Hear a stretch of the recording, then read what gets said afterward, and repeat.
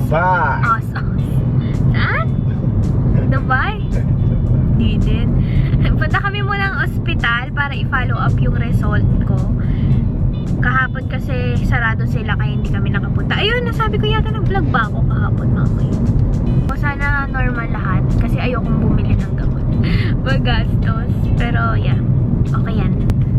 Tapos yung magpapa-follow up ka ba? Kasi yung follow up niya is 2 weeks dahil dun sa likod niya. Ay, sa likod at saka basta parang masakit yung may sciatic nerve pain siya. Yung simula back papuntang legs, sumasakit yung right side niya. Ayun, sabi ng doktor sa kanya, after 2 weeks pa magpa-follow up. Pero, ayun, baka magpa-follow up siya mamaya. Let's see. And, on my lips, yung romantic bear na, I forgot kung ano yung ginamit ko, pero dalawa na lang kasi yung natira sa akin. And maganda yung Mary Kay na powder, yung bigay ni Sis Nika. Sis, maganda. Love ko. Hindi siya katulad ng Johnson's Baby Powder, like what I am saying before, nung hindi ko pa nagagamit. Pero iba siya. Kahit ganyan yung kulay niya, tingnan niya. Wala. Meron ba? Wala. Kala mo lipstick, pero hindi. Lip tattoo lang siya. And pinatagal ko talaga, medyo nasama yung konting balat ko dito. Pag feel kong gano'n. Konti lang naman, maliit lang. Hindi naman siya nasugat. That's the two mountains. Nakapag-follow up na kami in ha? Pag na-approve. So, yun. Bali, nagpa-request lang yung kay Mod, nagpa-request lang ng MRI para daw mas malinaw. Pero wala naman daw something big na problem. Wala naman daw. Gusto lang magpa-MRI para mas malinaw yung result.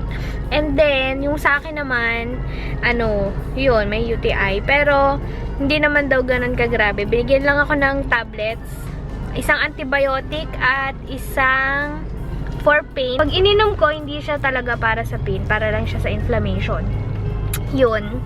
And yun, for 10 days lang yung gamot. Tapos follow up na lang ulit. Tapos habang sinasabi ng doktor, bawal ang spicy foods, bawal ang salty foods. Para akong favorite ko kaya yun. Favorite ko spicy tsaka salty. Ayun, inom na lang daw muna ng madaming tubig habang iniinom ko yung mga gamot. Tapos yung mga nakikita ko na tinitingnan ko siya kanina, medyo naaano siya. Parang hindi ko alam kung tatawa o ano eh. Kasi alam niya din na favorite ko yung salty and spicy. Hi guys! We're here at Chili's para mag-advance celebration. Kain lang kami. And ang order ulit namin, kasi sabi niyo natagalan daw kami hindi nag-Chili's. Kaya ang order ulit namin, nakakamiss din yung chicken honey chipotle. Binasa ko kasi, di ba ang pronunciation ko dun is chipotle? Ginugel ko syempre. Ito siya chipotle. Tapos, which comes from chipotle, meaning smoked chili. Kaya pala, smoked chili yung ibig sabihin ng mahal. Bawal sa akin. Hindi naman maangang yun eh. Ayan Tama ba? Kayo magbasa. Chipotle. Where are you? Ay, nawala. Ay, nag-offline. Ay, kailangan ng 4G. Ayan Chipotle. Chipotle. Here's our food. Surup. Yummy. Pareho kami. Kain. Love you. Fuck you. Kain na.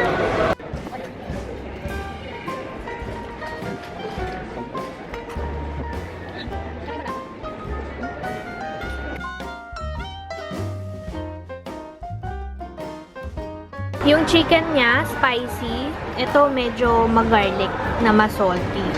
Tapos, this one, puro butter. Ang sarap. Ano favorite mo dyan? Chicken. Kasi spicy? Ano? Yung parang honey, coated ng honey. Spicy bawal sa'yo. Oo, bawal. Hindi ko naman alam. Nakalimutan ko na eh. Spicy pala siya. Last na to. Last spicy ko na. Ha? After ko ma-read yung book, lagi siyang pumapasok sa isip ko na magluto ka, sundin mo yung budgeting mo. Actually, mahirap pag-budget. Nakakaiyak. Pero yeah. Pero pag naaalala ko yung mga